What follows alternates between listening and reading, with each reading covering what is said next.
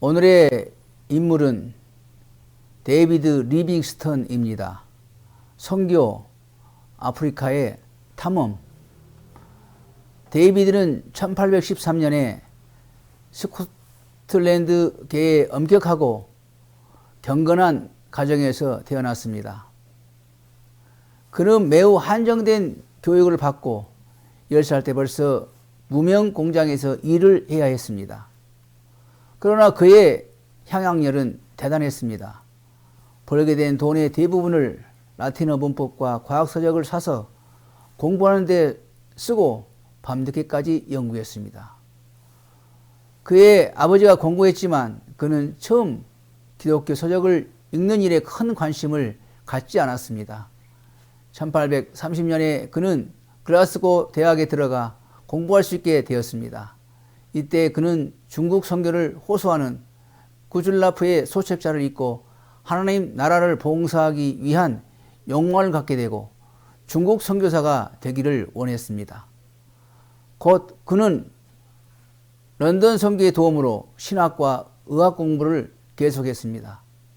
그가 중국 선교사가 되기를 바랬으나 1840년에 아편 전쟁이 일어나서 당시 선교회는 중국의 선교사 파송하는 일을 합당하지 않게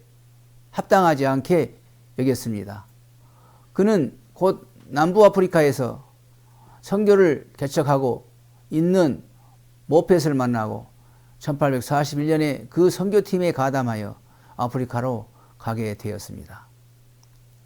그가 도착한 선교지는 해안에서 600마일이 떨어진 내지였습니다. 넓은 아프리카 대륙의 의료 선교사로서 한 곳에 머무는 것을 만족스럽지 않게 여겼습니다. 곧 그는 넓은 땅을 탐험하기를 원했습니다. 새로운 지역에서 새 선교 기지를 설립하고 더 깊은 내지로 들어갔습니다. 아프리카 선교는 쉽지 않았습니다. 데이비드는 10년 동안 추아나족 가운데서 일했지만 단지 추장 한 사람의 개종자를 얻었을 뿐이었습니다. 그는 일부 다처제를 포기하고 세례를 받았지만 그의 부족 중에 아무도 그를 따르지 않았습니다. 데이비드는 사자의 공격을 받아 심한 상처를 입기도 했습니다. 마침 선배 선교사 모펫의 딸 메리가 간호해 주어 건강을 회복할 수 있었습니다. 1845년에 데이비드는 그녀와 결혼했습니다. 그런데 그 결혼 생활은 데이비드의 떠도는 탐험적 기질 때문에 안정을 얻지 못하며 행복하지 못했습니다. 데이비드는 런던 선교의 보수적인 선교 정책에 만족하지 않았습니다. 그 정책은 선교사가 현 지역에 가서 개종자를 얻고 그곳에 일하는 다른 선교사들과 함께 교회를 세우고 그 교회가 정착되었을 때 다른 곳으로 옮기는 것이었습니다. 데이비드는 이런 방법이 아프리카 선교를 위해서는 좋지 않다고 생각했습니다. 그리고 아프리카 문화에 대한 무지가 백인들로 하여금 노예상의 도입을 허용하여 아프리카인들의 큰 저항을 초래하고 있는 것으로 보았습니다. 그는 선교사들이 내지에 들어가 아프리카인들이 스스로 상업을 개발하게 하고 자기들의 길을 개척해 나가도록 지도하는 것을 좋게 여겼습니다. 이런 방법으로 단기간에 교회를 세울 수는 없어도 다음 세대가 복음을 전할 수 있는 유익한 환경을 만들게 될 것이라 생각했습니다. 1852년에 데이비드는 그의 가족과 함께 영국에 돌아가는 길에 대륙 횡단 탐험에 들어갔습니다. 그는 이미 잠베지 강을 발견했었습니다. 이제 그는 인도양에서 대서양에 이르는 대륙을 횡단하는 내지의 강을 발견할 수 있을 것이라 생각했습니다. 그는 이것이 아프리카 원주민들에게 장사의 기회를 열어주게 되고 노예상들에게 큰 타격을 가져올 것으로 보았습니다. 그런데 그 여행은 병, 가뭄, 동물들과의 투쟁과 적대감을 가진 부족들의 공격이 따르는 어려운 것이었습니다. 1854년에 대서양에 이르렀습니다. 그는 거기서 영국으로 항해할 수 있었으나 다시 동쪽으로 몸을 감행하여 1856년에 다른 해안에 이르렀습니다. 거기서 항해하여 영국에 도착하게 되었을 때 그는 영웅의 환영을 받았습니다. 그 시대에 알려지지 않는 땅에 대한 탐험은 사람들의 큰 갈채를 받았었습니다.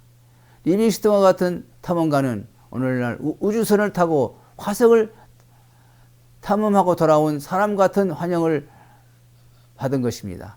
물론 리빙스턴은 새로운 땅의 탐험뿐 아니고 선교, 통상, 노예상의 반대 등 다른 이유로 환영을 받은 것입니다. 그 1857년에 쓴 선교 여행이란 책은 그 시대의 베스트셀러가 되었습니다. 다음에 그가 아프리카에 돌아갔을 때는 런던 선교회와 관계없이 비록 선교사를 자처했지만 영국 정부가 파송한 요인으로 가게 되었습니다. 그러나 이때 탐험은 불행스러웠습니다. 잠베지 강의 급류 때문에 배로는 탐험의 길에 갈 수 없었고 다른 길도 발견되지 않았습니다. 아프리카 대륙을 횡단하려던 소망이 무산되었습니다. 이때 그 아내 메리가 불안과 초조한 마음으로 그를 만나기 위해 항해해 왔습니다. 그러나 메리는 그를 만나자마자 바로 세상을 떠나고 말았습니다. 그는 탐험을 취소하고 1864년에 영국으로 돌아가야 했습니다. 이번은 성공적이지 못했습니다. 그때 영국 신문은 전과 같은 관심과 존경을 보이지 않았습니다. 그는 그가 사랑하는 아프리카 대륙의 마지막 탐험길에 나섰습니다. 그는 이번에 나일강의 원천을 찾아 나섰고 이 과정에서 여러 내륙에 있는 호수를 발견하였습니다. 여러 해 동안 그로부터 소식이 없어서 그를 찾기 위한 몇 번의 탐험이 있었습니다.